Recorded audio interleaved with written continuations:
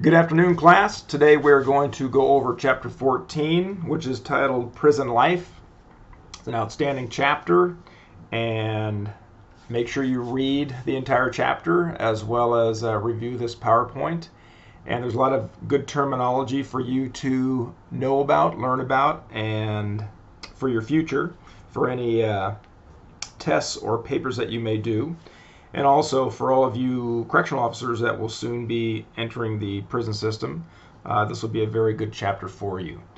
So again, this is a very good chapter, and we will start with a study that was done about prisons and mental hospitals. And an old study, basically what it boils down to, a prison is basically a small city. So if you think of a prison, it has everything inside it that a small city has. It has police, it has water, it has garbage, it has social services, it has everything a city has. It has houses. So basically, a prison is a small city where people are there and they do the same things. They recreate, they worship, they eat, and they sleep together daily in their little city. So it's a small society that has its own distinctive values and style. Of course, not being able to leave creates a lot of pressure. So we'll talk about the pressure that occurs in prisons and how that pressure is used by correctional staff and what prisoners can do to relieve that pressure while incarcerated. So the book does a good job talking about the different worlds of the male and the female inmates or prisoners. So the two structures that are in prison are the formal or informal structures. First of all, the formal or official structure, it is rules and regulations that are formalized, written down, and enforced by the staff. In California, we have what's called the California Code of Regulations, Title 15. And what that is that's basically the manual of inmates' rights, what they can do, what they can't do, how much stuff they can have. It shows grievance processes. So at the Title 15 is given to each inmate upon entering the prison system, so they know the rules and regulations. So that's what we use in California. That's the rules and regulations. It's called the Title 15. The informal or unofficial structure is very powerful because it's controlled by the prison subculture. So it's basically inmates telling other inmates what they should be doing. It's not official, kind of an underground regulation. And what that means is that Officer Smith on this wing does his counts at a different time than Officer Jones on another wing. So again, that can happen, but it's unofficial because the official count time is supposed to be at a certain time for the entire prison. So certain things are not done by staff or inmates the way they should be officially, but they are accepted informally. The term prisonization basically means the socialization of new inmates into the culture, where they learn the values, attitudes, roles, and language of the prison. So it's taking a person that's never been to prison, engulfing them in this structure, and they learn and adapt to their roles. They also have a lot of slang and language that is completely different from the outside world. So prisoners learn a certain language also, as do staff. So the functions of prison subculture, Gresham Sykes, very famous researcher, did a very famous project. And basically, he came up with these 5 things of inmates, of what happens to them when they enter a prison. And so basically, his deprivation model showed that inmates, they lose their liberty, they understand that. They also lose goods and services. They can't just go to a 7-Eleven and get a Slurpee. They lose the heterosexual relationships because they're most likely not going to have a conjugal visit. They lose their autonomy because they are simply a number now. As a correctional officer in the institution, I not necessarily would want the inmate's name. I would want their CDC number, because you lose that autonomy. You lose your name, so you're just a number. And finally, the loss of personal security. that is lost.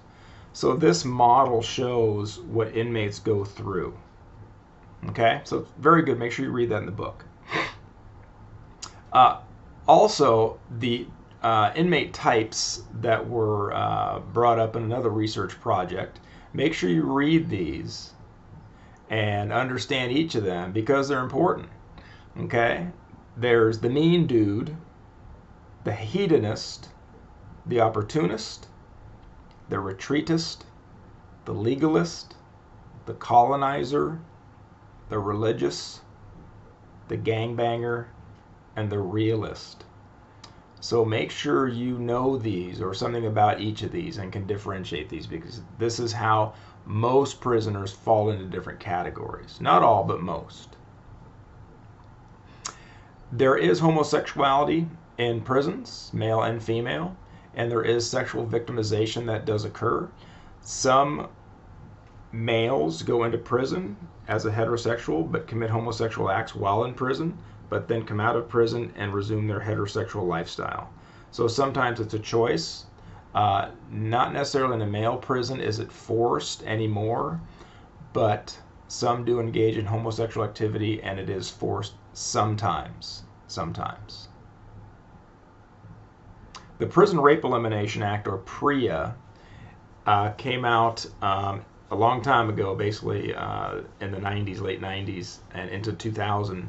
And basically what it did is it collected data on prison rapes. And this is not only prison on prisoner, but this was staff on prisoner. So basically the way PREA is that if an inmate is being forced or is coerced into having sex with another inmate or staff, there is an avenue for them to let staff know about this, and the investigation will ensue. So PREA is a very big thing, and it has helped, which is good. Excuse me. So as far as females, book states that women account for 7% of all inmates, which is getting a little bit higher. Again, women are increasing at a greater rate than males, and there's a clear racial disparity on the females that are entering prison. So the imprisonment rate for black females is twice the rate of white females. So that's kind of staggering right there.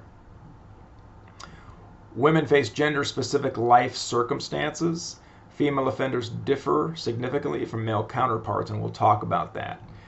They differ on how they ended up in trouble with the law, and their familial aspects at home, any abuse that occurred. So they grew up completely different than males. For females, we have 2 female prisons in California, and the one prison in Chowchilla was designed for females, and it has a lot of programs for female inmates. There are rarely any disturbances, riots, or escapes in a female prison. There, to my knowledge, has never been a female inmate shot and killed by staff in California. There's just not the violence that occurs in women's prisons. But other things that are of issue is that substance abuse is very high among females, and sometimes there's not enough programming or work assignments that are available in female prisons. So on one hand, it's a safer place to work for staff, but it may not be a better place to reside as a prisoner because of the lack of programs that are there. There's a different social structure in female prisons.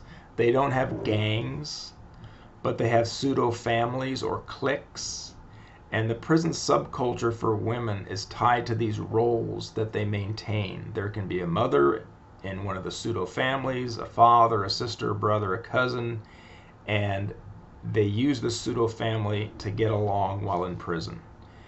And there is inmate sexual victimization, much higher for females than males. So this does occur more frequently in female prisons than male prisons.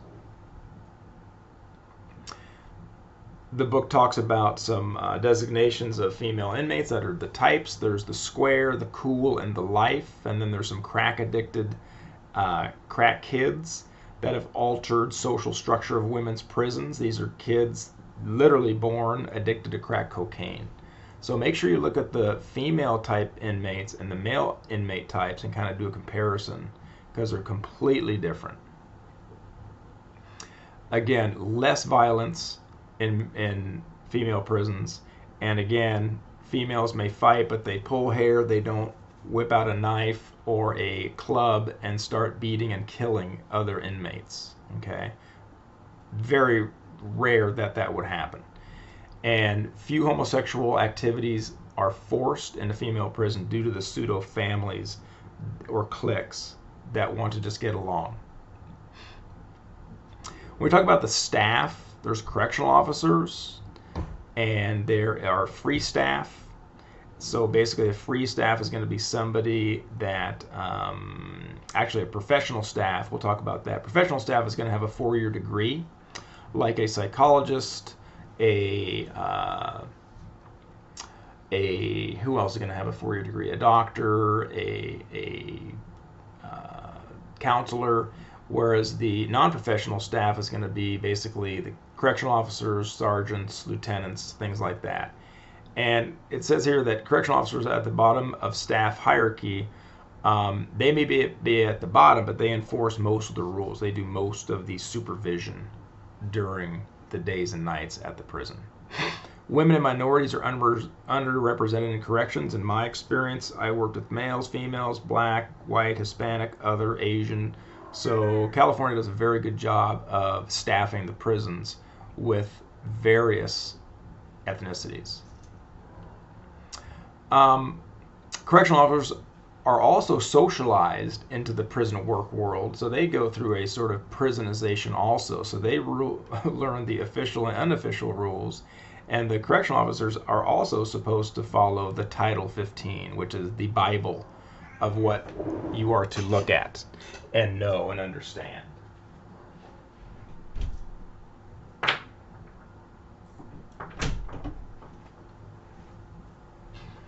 And obviously the most concern is safety, and basically if you can control the prisoners and you're fair, firm, and consistent, then usually you don't have any issues. So that's the main purpose there, is fair, firm, and having control.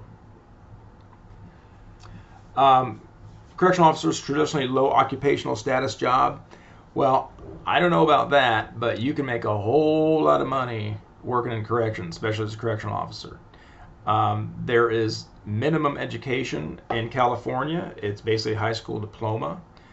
In California Department of Corrections, there are huge opportunities for growth and advancement. So any of you that want to go into corrections, please let me know. It takes about a year to go through the background process, and once you get in, it's hard to get out because you get paid a lot of money. It's a great job, overtime, benefits, and great retirement. So the professionalism that is involved is a 12-week academy in Galt, California, and it is very good training that we have here as far as professionalism. Security threat groups or gangs, we're going to have a separate PowerPoint on that coming up about prison gangs. We're also going to have a separate PowerPoint on riots, if we haven't already had it. So you need to understand about how riots occur. HIV or AIDS, 2012.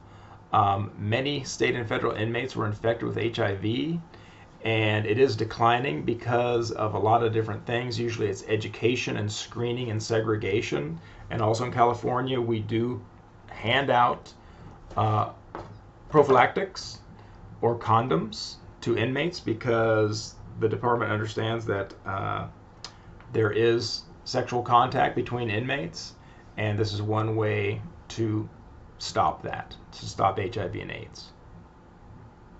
Geriatric offenders or older offenders.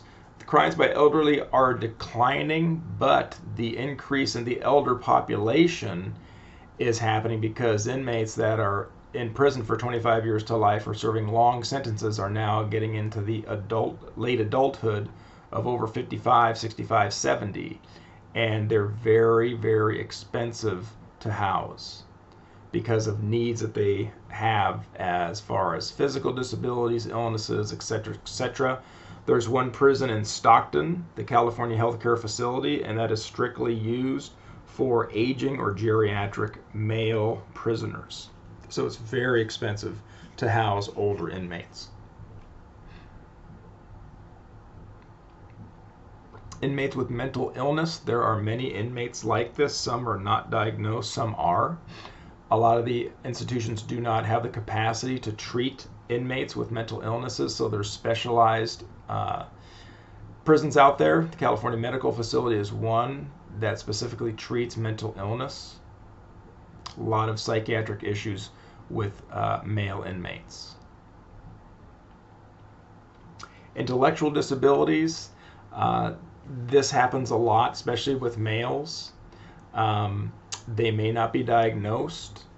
A lot of facilities do not have specialized training that goes into counseling or working or teaching or educating inmates that have these issues. So sometimes these inmates get lost and don't get the treatment that they would need.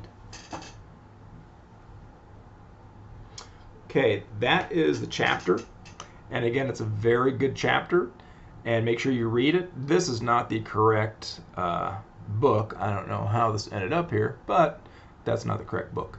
So make sure you read this. If you have any questions, let me know, or go ahead and put that on the our class. And we will talk to you soon. Thank you.